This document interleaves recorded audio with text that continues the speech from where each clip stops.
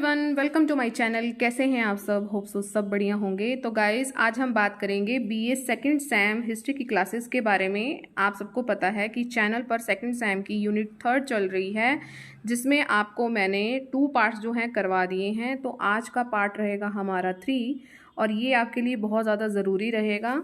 तो इसी तरह हम जो है अपने यूनिट 3 को कंप्लीट करेंगे अपने यूट्यूब चैनल पर। तो बस आप बने रहिए साथ में और इस वीडियो को अपना भरपूर प्यार दीजिएगा। तो चलिए वीडियो को स्टार्ट करते हैं, बिल्कुल भी स्किप मत करना।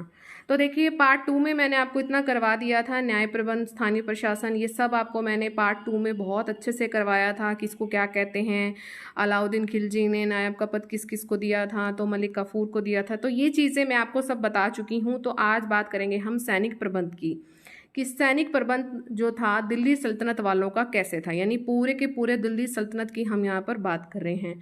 तो मैं आपको बता दूं, दिल्ली सल्तनत जो था वो पूरी की पूरी तरह जो था सैनिक शक्ति पर टिका हुआ था। यस, अगर इनकी सेना नहीं होती तो ये किसी भी काम के नहीं थे। चाहे कोई भी इसमें सुल्तान रहा हो, तो ये बहुत ज़्यादा जोर देते थे अपनी सैनिक शक्ति पर। सैनिकों पर ये बहुत ज़्यादा जोर देते थे कि घुड़सवार सेना कितनी होनी चाहिए, हाथी कितने होने चाहिए। उनके लिए एक सेनापति नियुक्त किया जाता था, फिर उनका नाम आपको याद रखना है। अच्छा, सुल्तानों की सहायता के लिए कौन कौन सा व्यक्ति होता था।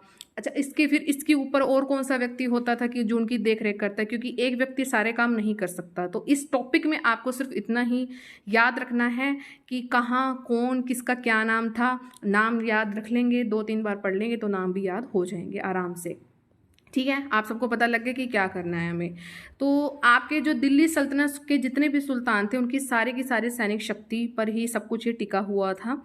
ठीक है, और जो सुल्तान थे वो सैनिका जो उनकी सेना थी ना, उनकी उपयोगिता को बहुत अच्छे से पहचानते थे कि इनकी क्या उपयोगिता है, इनकी क्या इंपॉर्टेंस है। विदाउट सेना ये कुछ भी नहीं कर सकते थे, जितने भी सुल्तान थे आपके। और एक सारे के सारे सुल्तान क्या जोर देते थे कि एक स्थायी सेना होनी चाहिए। बात करें हम अलाउद्दीन खिलजी की, तो उसके पास 4,75,000 सिर्फ घुड़सवार थे। ठीक है, इमेजिन करो, 4,75,000 घुड़सवार आपके अलाउद्दीन खिलजी के पास थे। और उसकी सेना में आपके हाथी भी थे, पैदल जो सैनिक थे वो भी थे। अब बात करेंगे हम मोहम्मद तुगलक की। आपको अलाउद्दीन खिलजी का ये आंकड़ा याद रखना है। मोहम्मद तुगलक की अगर हम बात करें तो 6 लाख से भी अधिक सेना थी। 6 लाख, इमेजिन। यहाँ पर 4,75,000 घुड़सवार किसके पास थे? अलाउद्दीन खिलजी के पास। इसके अतिरिक्त उसके पास और भी सेना थी। लेकिन मोहम्मद तुगलक की बात करें तो ये चीज़ आपको अपने एग्जाम में लिखनी है। अगर आपके पास ये क्वेश्चन आता है तो 6 लाख सेना जो थी मोहम्मद तुगलक के पास थी। और अब बात करेंगे हम कि उस समय जो सेना थी वो कितने प्रकार की थी। मौलिक रूप से वो जो सेना थी आपके 2 प्रकार की थी। कितने प्रकार की थी? 2 प्रकार की। प्रथम सेना कौन सी थी? कि जो प्रथम सेना होती थी वो सुल्तान द्वारा जो है भर्ती की जाती थी। उस सेना को क्या कहा जाता था? उस सेना को, ये नाम आपको याद रखना पड़ेगा कि उस सेना को कहा जाता था हश्म ए क्लव। ठीक है, तो ये नाम आपने याद रखना है। ये जो सेना है ये सुल्तान द्वारा जो थी नियुक्त की जाती थी, इनकी भर्तियां की जाती थी सेनाओं की, और इस पूरी सेना को हम हश्म ए क्लव कहते थे। ठीक है, आगे बढ़ते हैं। और दूसरी जो सेना थी जिसकी भर्ती जो होती थी सामंतों के द्वारा होती थी, प्रांतपतियों की जो प्रांत बटे हुए थे तो उनके द्वारा जो होती थी, सामंतों के द्वारा होती थी। और अगर इनको ज़रूरत पड़ गई है कि हाँ हमसे ये काम नहीं हो रहा, तो ये सुल्तानों की मदद भी ले लेते थे। अगर हम कहें कि सामंतों वाली जो थी सेना थी, उसको हम क्या कहते थे? उसको हम कहते थे हश्म ए अत्रफ। ये नाम आपने याद रखने हैं कि जो सामंतों वाली थी, अत्रफ जो थी, ये तो थी सामंतों वाली। और सुल्तानों वाली सेना कौन सी थी? जिससे वो भर्ती करता था सुल्तान खुद, वो करता था हश्म ए क्लब। तो ये याद आपने रखना है। ठीक है, सामंतों, सरदारों, प्रांतपतियों की सेना की भर्ती के लिए उन्हें बड़ी बड़ी जागीरें दी जाती थी। जो ये काम करते थे, जो ये सेना बनाते थे, सामंत जो बनाते थे, उनको जो सुल्तान था बहुत बड़ी जागीरें दे देता था। ठीक है, तो ये कुछ ना कुछ तो देता ही था ना, तभी वो इतना काम करते थे। अब बात करेंगे कि हम कौन कौन सी जाति के लोग या कौन कौन से जो बंदे हैं वो सेना में इंक्लूड होते थे। अब आपको ये तो पता लग गया कि सुल्तान की सेना को क्या कहा जाता था, जो सुल्तानों द्वारा भर्ती होती थी। सामंतों द्वारा जो भर्ती होती थी उनको क्या कहा जाता था। अब बात करेंगे कौन कौन सम्मिलित होते। तो आपके तुर्क होते थे, उसमें ईरानी भी होते थे, मंगोल भी होते थे, अफगान भी होते थे और भारतीय भी होते थे। तो ये आपको याद रखना है कि कौन कौन से सैनिक इसमें होते थे। तुर्क, ईरानी, मंगोल, भारतीय, अफगान। याद हो गया। आगे बढ़ते हैं। केंद्रीय सेना का जो मुख्य सेनापति होता था वो स्वयं सुल्तान होता था। केंद्र पर जिसका भी शासन रहा है वो हमेशा सुल्तानों का ही रहा है। तो जो मुख्य सेनापति जो था उसको पूरी की पूरी नॉलेज होती, सुल्तान को ऑब्वियसली हर बात की नॉलेज रहती थी, तो वही मुख्य सेनापति होता था। और जितने भी युद्ध लड़े जाते थे उसके अंडर ये सब कुछ लड़ा जाता था। और सुल्तान जो है एक सैनिक विभाग भी स्थापित करते थे। सुल्तान एक और काम भी करते थे, वो क्या था कि एक सैनिक विभाग भी स्थापित करते थे। इस सैनिक विभाग को क्या कहा जाता था? दीवान ए आरिज। तो ये सारे नाम आपको याद रखने हैं कि इस सैनिक विभाग को क्या कहा जाता था? दीवान ए आरिज। अब इसका जो अध्यक्ष होता था, आरिज से याद हो जाएगा, अध्यक्ष का क्या नाम है? आरिज ए मुमालिक। आरिज ए मुमालिक। तो ये भी आप जिस तरह मैं लिख रही हूँ वो आपको अपनी नोटबुक में लिखना है, तभी आपको याद रहेगा कि सुल्तानों ने अपना एक सैनिक विभाग भी स्थापित कर रखा था, ठीक है, और जिसको क्या कहा जाता था? दीवान ए आरिज। इसका जो अध्यक्ष था उसको क्या कहा जाता था? आरिज ए मुमालिक। ठीक है, तो ये नाम आपने याद रखना है।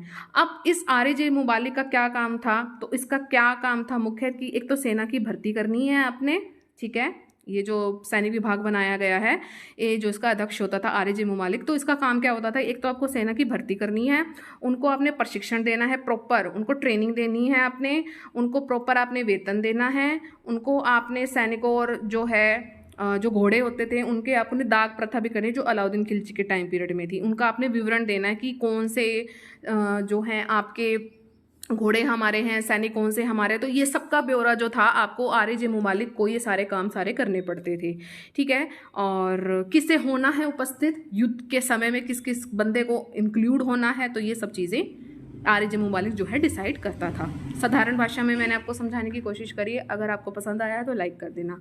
अब बात करेंगे कि हम सेना में और कौन कौन होते थे। सेना में पैदल भी होते थे, अश्वारोही भी होते थे। अश्वारोही मतलब कि जो घोड़े पे बैठते थे। गज की सेना होती थी, यानी कि हाथियों की सेना होती थी। पैदल सेना को पायक कहा जाता था। पैदल पैदल पायक। इसमें आपके भारतीय मुसलमान भी थे, दास भी थे, हिंदू सैनिक भी थे। तो सल्तनत काल में पैदल सैनिक सबसे अधिक संख्या में होते थे, जिसको आप पायक कहते थे। तो ये चीज़ आपको याद रखनी है। घुड़सवार भी दो प्रकार के होते थे। जिनके पास एक घोड़ा होता था उनको आप सवार कहते थे। घुड़सवार, एक घोड़ा, ठीक है। जिनके पास दो घोड़े होते थे उनको अब दो अस्प, ये नाम आपको याद रखना पड़ेगा। सवार तो आपको याद हो गया होगा। जिनके पास दो घोड़े होते थे उनको क्या कहा जाता था? दो अस्प या मुर्तब। क्या कहा जाता था? दो अस्प और मुर्तब, ठीक है।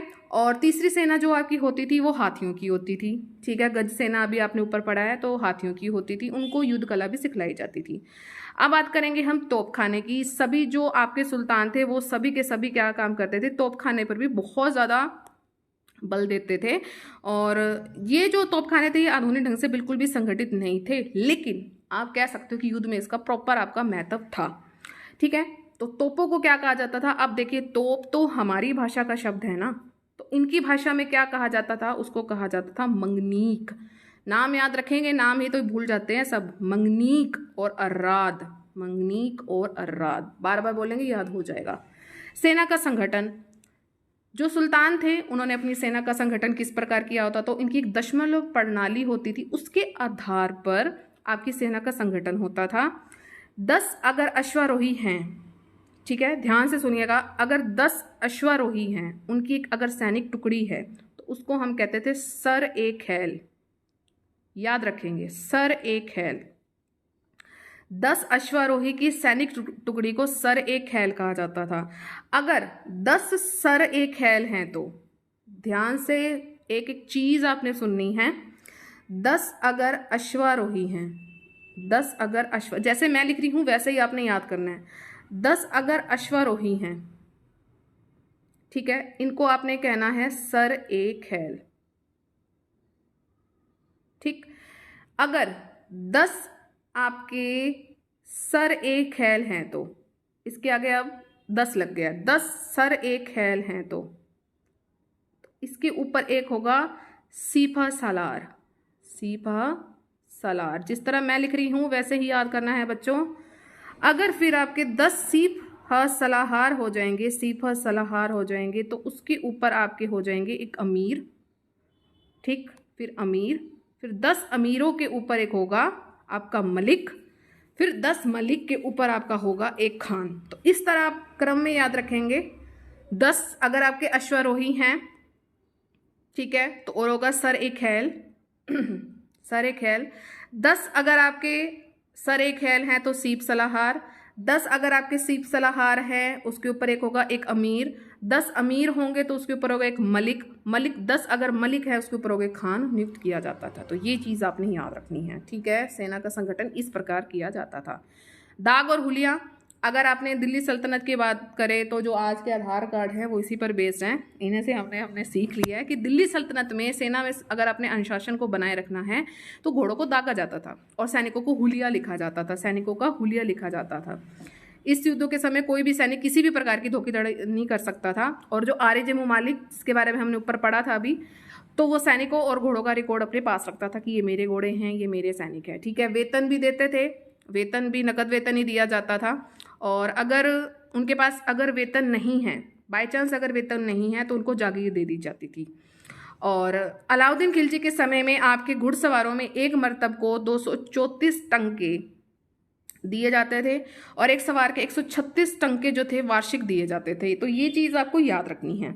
अब दुर्गों की बात कर लेते हैं। दिल्ली के सुल्तानों ने अपने साम्राज्य में मंगोलों से सुरक्षा प्रदान करने के लिए उत्तर पश्चिमी सीमांत प्रदेशों में अनेक दुर्गों का, अब दुर्ग क्या होते थे, फोर्ट्स, मतलब कि बड़े बड़े ऐसे बने होते थे, ऐसे बड़े बड़े कि हाँ भाई ये दुर्ग होते थे कि इससे सुरक्षा मिलती थी। कोई अगर बाहर से आ रहा है, अटैक करने के लिए आ रहा है, तो ये बड़े बड़े दुर्ग बने होते थे। तो ये किससे स्पेशली डरते थे, ये मंगोलों से डरते थे। इन दुर्गों में क्या था, आपके सशस्त्र सैनिक थे, गुप्तचर भी रखे जाते थे जो सल्तनत की सीमाओं को शत्रुओं से सुरक्षित रखते थे। तो बस इतना ही है। तो सैनिक के बारे में आपको बहुत अच्छे से पढ़ा दिया मैंने, सैनिक प्रबंध, ठीक है। अब आप अच्छे से इसको रीड आउट करना। आगे हम बात करेंगे वित्त प्रबंध की, कि आपके शरह है उसमें राज्य की आय के कितने साधन बताए गए हैं। आय के आपके साधन है 5। इन 5 साधनों से वो जो है दिल्ली सल्तनत अपना पूरा काम करती थी, वो अपने सल्तनत को चला रही थी। तो कौन से 5 चीज़ें हैं, 5 साधन हैं जिसके द्वारा वो अपना काम चला रही थी, उनकी आर्थिक तंगी उन्हें नहीं होती थी। तो वो था सबसे बड़ा कर। अब कर के भी सबसे, अब मैं बता दूं सबके अलग अलग नाम हैं, तो ये नाम आपको याद रखने हैं, ठीक है। तो देखते हैं। और ये सारे के सारे टैक्स जो है जनता से ही लिए जाते थे। अब ये तो थे नहीं कि वो खुद पे करेंगे, ठीक है। उशर हो गया, सबसे पहले आपका उशर है। तो उशर ये सबसे पहला जो था, ये कर जो था ये मुसलमानों से लेते थे, मुसलमानों से लेते थे, लेकिन ये भूमि कर होता था। ऐसे नहीं था हाँ भाई टैक्स निकाल, नो, ठीक है। तो भूमि कर के रूप में लेते थे मुसलमानों से। जिस भूमि पर प्राकृतिक संसाधनों से आपके साधन होते थे, उससे अगर सिंचाई होती थी, तो उनको क्या करना होता था, अपनी उपज का 1/10 भाग जो है भूमि कर के रूप में देना होता था। उशर जो था ये कर मुसलमानों को अपना जो भूमि जो वो सिंचाई करते थे उसमें से 1/10 भाग कर के रूप में देना होता था, ठीक है। अगर जिस भूमि की नदी, तालाबों, कुओं आदि में सिंचाई की जाती थी, उस भूमि से उसको 1/3 भाग भूमि कर के रूप में देना होता था। बात समझ रहे हैं। अगर प्राकृतिक साधनों से अगर सिंचाई हो रही है तो आपने 1/10 भाग उशर देना है सुल्तानों को। अगर नदी, तालाब, कुओं से अगर ये सिंचाई हो रही है तो 1/3 भाग जो है आपने अगर इस भाग से सिंचाई हो रही है तो 1/3 भाग आपने सुल्तानों को देना है एज ए भूमि कर। तो उशर जो था आपके किससे लिया जाता था, मुसलमानों से लिया जाता था। नेक्स्ट हम बात करेंगे खिराज की। खिराज क्या है, खिराज नामक जो कर था ये गैर मुसलमानों से लिया जाता था। तो मुसलमान नहीं थे वो, गैर मुसलमानों से लिया जाता था। और ये एक प्रकार का भूमि कर होता था जो कुल उपज का यहाँ पर आपका 1/10 से 1/2 भाग तक लिया जाता था, ठीक है। ऊपर था 1/10 भाग जो था वो प्राकृतिक आपके साधनों का था, और 1/3 भाग था वो आपके किसका था, वो आपका था नदी, तालाब, कुओं से अगर आपकी सिंचाई हो रही है तो उसका था। तो इसी तरह जो खिराज है ये आपका गैर मुसलमान जो था कर था, इसका 1/3 भाग से लेकर आपका 1/2 भाग तक जो है लिया जाता था, और इस कर का क्या नाम था, खिराज था। नेक्स्ट हमारा कर जो है वो है जकात। जकात क्या था, जकात आपका एक धार्मिक कर था, ठीक है। ये जकात एक आपका धार्मिक कर था जो कि आपके जितने भी मुसलमान थे, संपन्न मुसलमानों पर ये लगाया जाता था। और इसका जो परसेंटेज जो है आपने याद करनी है, इसकी परसेंटेज जो थी 2.5% थी। परसेंटेज 2.5% कर जो है इनसे लिया जाता था, धार्मिक कर, ठीक है। और ये कर इस्लाम के प्रसार के लिए और मुसलमानों की भलाई के लिए खर्च किया जाता था, उन्हीं के लिए भलाई के लिए खर्च किया जाता था 2.5%। अब अगली बात करेंगे हम खम्स। खम्स क्या होता था, जैसे ये दिल्ली सुल्तान जो थे, ये दिल्ली के सुल्तान थे, दिल्ली सल्तनत के सुल्तान जितने भी थे, तो ये बहुत ज़्यादा लूटपाट करते थे। तो युद्ध में जो लूट की संपत्ति होती थी ना, तो उसका भी ये मतलब उससे भी कर वसूल करते थे। आपका 1/5 भाग को राजकोष में जमा करते थे, 1/5 याद रखना है, और 3/4 जो थे वो सैनिकों में बांट देते थे। केवल एक फिरोज शाह तुगलक ही थे जिनको छोड़कर सभी सुल्तानों ने लूट का 3/4 भाग अपने खजाने में भरा है और 1/5 भाग उन्होंने सैनिकों में बांटा है, ठीक है। नेक्स्ट है आपका जजिया कर। जजिया कर जो है गैर मुस्लिमों से लिया जाता था। और ज़कात क्या था, एक धार्मिक कर था। जजिया कर आपका गैर मुस्लिमों का होता था। ये कर मुस्लिम राज्य में गैर मुसलमानों को अपनी रक्षा के बदले देना पड़ता था और इस कर को देने वाले सरकार जान तथा माल की रक्षा भी करती थी और ये कर आर्थिक स्थिति के अनुसार लिया जाता था। आपकी आर्थिक दृष्टि से जितने भी संपन्न वर्ग है उसमें 48 तो आपके दिरहम होते थे, 24 दिरहम मध्य श्रेणी में होते थे और 12 आपके होते थे निम्न वर्ग में, ठीक है। 48, 24, 12, तो इस तरह जो है आप याद रखेंगे, ठीक है। चलिए आगे बढ़ते हैं। ये कर के बारे में आपको पता लग गया होगा कि वित्त प्रबंध, उनका फाइनेंशियल कैसे प्रबंध होता था। तो इस तरह होता था 5 तरीकों से, 5 साधन थे: उशर, खिराज, जगात, जजिया, खम्स। तो ये चीज़ आपको याद रखनी है। अब बात करेंगे हम भूमि कर की। भूमि कर में क्या क्या चीज़ें थी इंक्लूड, तो ये थी कि सल्तनत काल में जितना भी राज्य की आय का मुख्य स्रोत एक तो भूमि कर होता था। कर तो हर जगह ही है, ठीक है। और जो सभी सुल्तान थे भूमि की दशा को सुधारने का बिल्कुल प्रयास करते थे। उन्होंने, जो दिल्ली के सुल्तान थे, उन्होंने समस्त भूमि को 4 भागों में विभाजित किया है: खालसा भूमि, इक्ता की भूमि, हिंदू सामंतों की भूमि, ठीक है, और आपकी वक्फ की भूमि, ठीक है। जो खालसा भूमि होती, खालसा ऊपर होता है ना, तो खालसा भूमि पर तो सिर्फ और सिर्फ सुल्तान का ही अधिकार होता था। सुल्तान क्या करते थे, सुल्तान का अधिकार होता था खालसा भूमि पर। और सुल्तान इसका लगान इकट्ठा करने के लिए किस किस की नियुक्ति करता था। अब सुल्तान खुद तो जाएगा नहीं लगान इकट्ठा करने के लिए, तो चौधरी और मुकद्दम की क्या करता था, नियुक्ति करता था। याद रखेंगे नाम, याद हो भी गया होगा। उनके ऊपर प्रत्येक शिक में एक आमील की नियुक्ति की जाती थी जो भूमि इकट्ठा कर लेता था और फिर सुल्तान को भेजता था। अब बात करेंगे हम इक्ता की भूमि के बारे में। अब इक्ता की जो भूमि था उसका प्रबंध जो था मुक्ति, भुक्ति और इक्तादार करते थे। नाम याद रखना है, मुक्ति, इसमें नाम ही याद रखने हैं मेन तो, मुक्ति, भुक्ति या इक्तादार, ठीक है। इक्ताओं की भूमि कर भी इन्हीं के द्वारा जो है निर्धारित की जाती थी। वे एकत्रित कर में अपना खर्च काट कर बचा हुआ जितना भी होता था सुल्तान को भेज देते थे, ठीक है। इक्ता में राजस्व की देखभाली ख्वाजा नामक अधिकारी भी नियुक्ति होती थी। उसमें कौन सा होता था, इसमें एक अमील की नियुक्ति होती थी, इसमें ख्वाजा नामक अधिकारी की नियुक्ति होती थी, ठीक है।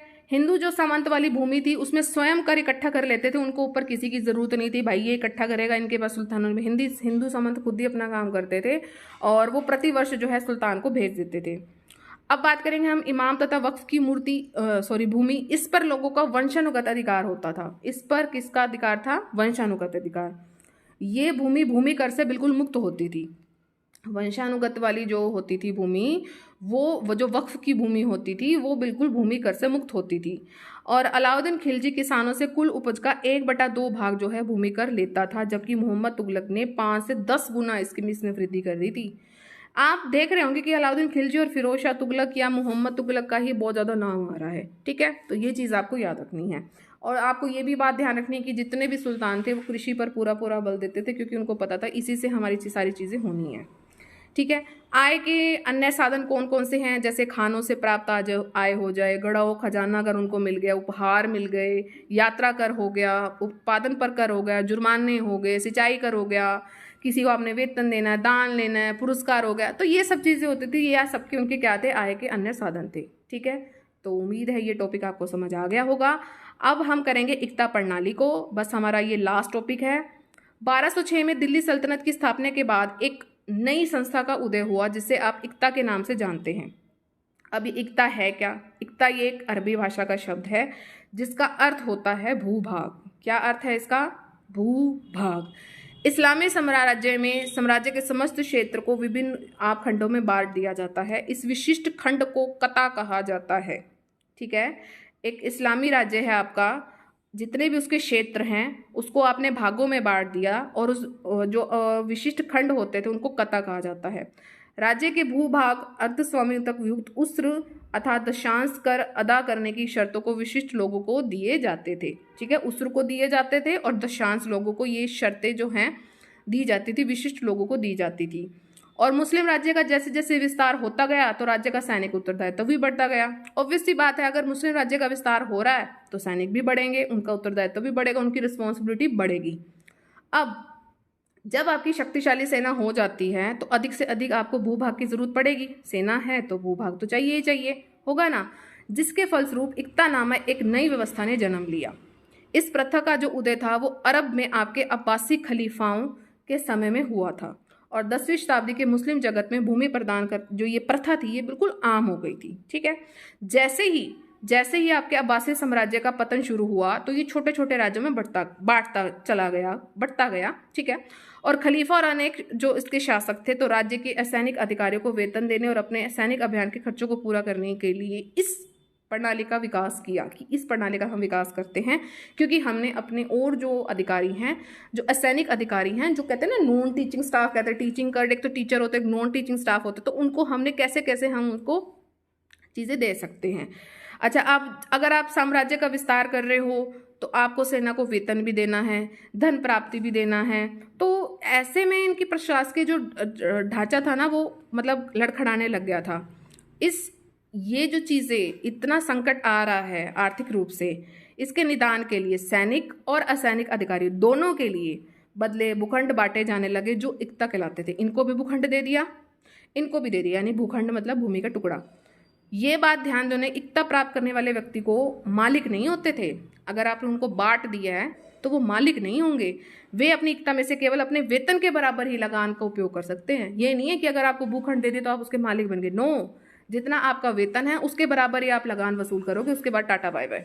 शेष लगान को उनके सरकारी खजाने में जमा करवाना पड़ता था। समझ आ गई होगी इक्ता प्रणाली क्या होती है। दिल्ली सल्तनत की स्थापना के समय जो इक्ता प्रणाली थी, जिस रूप में भारत पहुंची थी, उसका उद्देश्य उस समय जो था, जब ये आई थी हमारे भारत में आई थी, तो उस समय उद्देश्य क्या था? उसका उद्देश्य था मुक्ताओं और इक्तादारों से नियमित रूप से लगान हमने प्राप्त करना है। ठीक है, और मुक्ता अपने क्षेत्र से भू रास्ता वसूल करते थे और प्रशासन तथा सैनिकों के वेतन संबंधी खर्च को काटकर बचे हुए जो धन बचता था उसको सुल्तानों के पास भेज देते थे। ठीक है, अब इक्ता के प्रकार हम देख लेते हैं। इक्ता के प्रकार में आप सिर्फ इक्ता एक तमलीक पढ़ लेना। एक तो इस प्रकार की इक्ता, किसी भी अधिकारी जब उसकी नियुक्ति होती थी ना, आपने किसी अधिकारी को नियुक्त कर लिया तो आपने उसको इक्ता देना है, तो उस समय ये दिया जाता था और उसका क्या नाम होता था? इक्ताए तमलीक। और इसका संबंध किससे होता था? भूमि से होता था। हस्तांतरित जो था, ट्रांसफर करना इक्ता का वो जो वेतन था पेंशन के रूप में किसी भूभाग के रास्तक के हस्तांतरण के रूप में प्रदान की जाती थी। कुछ जो समय पश्चात सीमा शुल्क दिया जाता था, जलमार्ग भी दिए जाते, तो ये चीज़ें जो थी इक्ता में शामिल हो जाती थी। वेतन के रूप में भी हम इक्ता को देते थे। ठीक है, तो इस तरह ये वाला पार्ट भी आपका कंप्लीट हुआ, पार्ट 3। मुझे उम्मीद है ये आपको अच्छा लगा होगा। अगर अच्छा लगा है तो प्लीज़ अब लाइक ज़रूर कर देना, भूल जाते हो आप। कमेंट में आपने ज़रूर बताना है कि आपको ये सेशन कैसा लगा। अब आप क्या करेंगे? Maximum like,